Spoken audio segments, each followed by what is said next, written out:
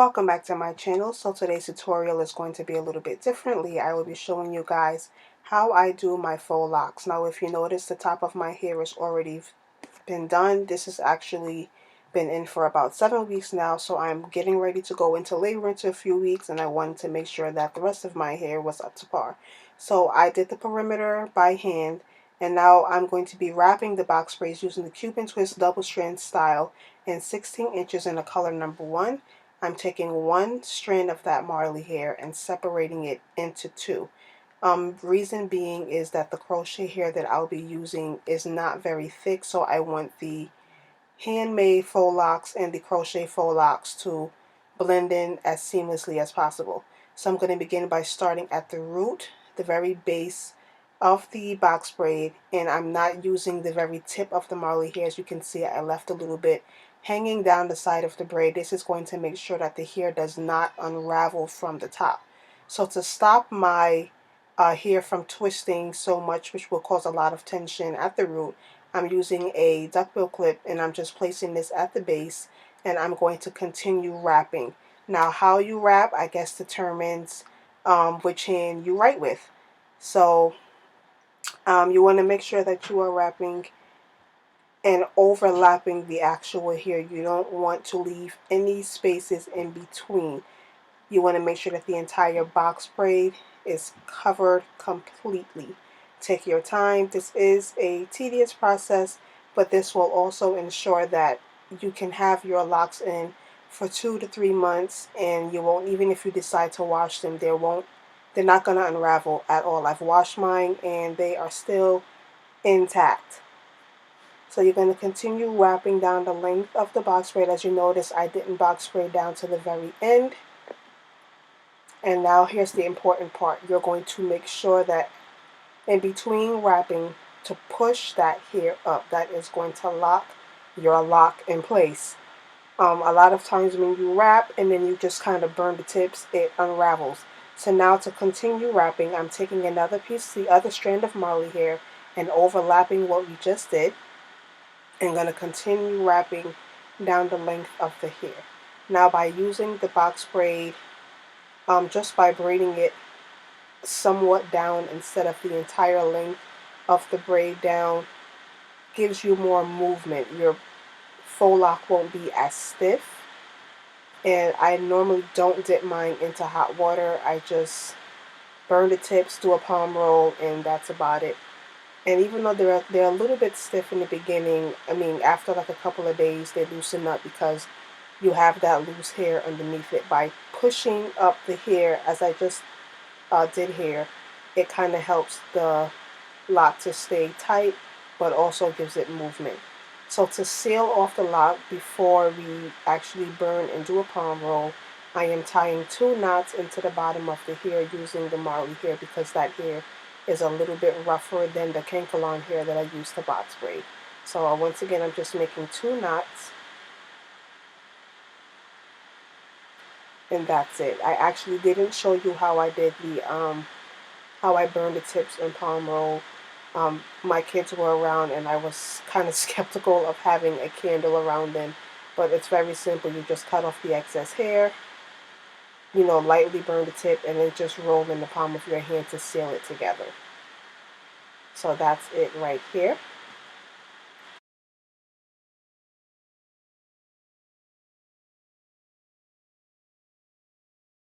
So now we're going to move on to the fun part, the crochet.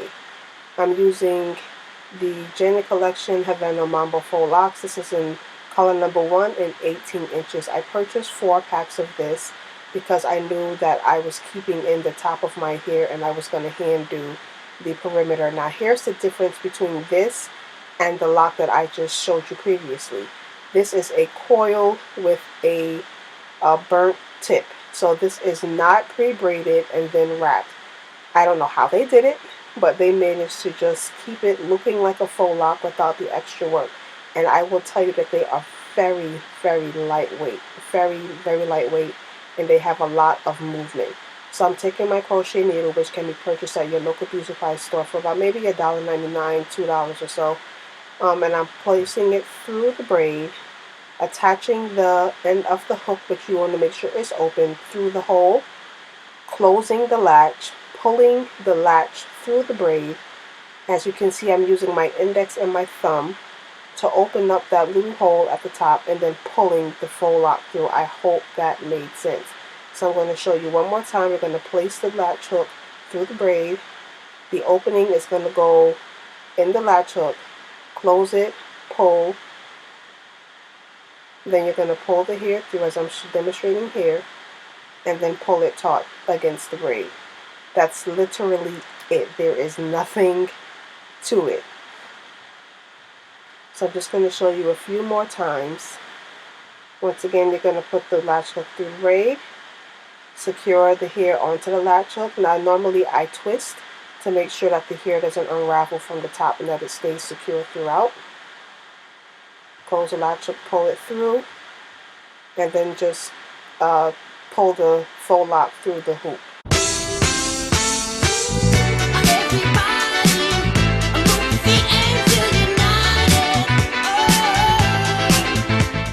So now I'm going back to wrapping the hair. The reason why I did some of the crochet is to be able to measure the length of the crochet and make sure that the ones that I'm hand wrapping are not too short or too long compared to the faux locs. Now I normally don't do all of my locks the same length. I like them to be different lengths. Sometimes I'll do 1 or 3 that are very long just to give it a more realistic appearance. And one thing I will say is that the Cuban Twist hair to me is by far the best hair when wrapping because it has a very coarse texture. I have not experienced any unraveling at all. I did have a previous type of hair in by, I think it's called Noir, N-O-I-R. I'll place a link for that hair if you're interested. It is about $1 cheaper, but it got really bulky. Even though I did push and do my regular technique, it didn't last as long as when I did the Cuban Twist hair. So I actually purchased this hair, took it out, and then rewrapped it with the Cuban Twist, and it's been in for 7 weeks, and I don't plan to take them out way after until baby girl is born. So this is going to be my protective style for the next couple of weeks. So I'm just continuing to wrap. And like I said, in between wrapping, you want to stop and make sure that you're pushing that hair up to the top. And make sure that you're locking this hair into place so that when you let it go, it does not unravel.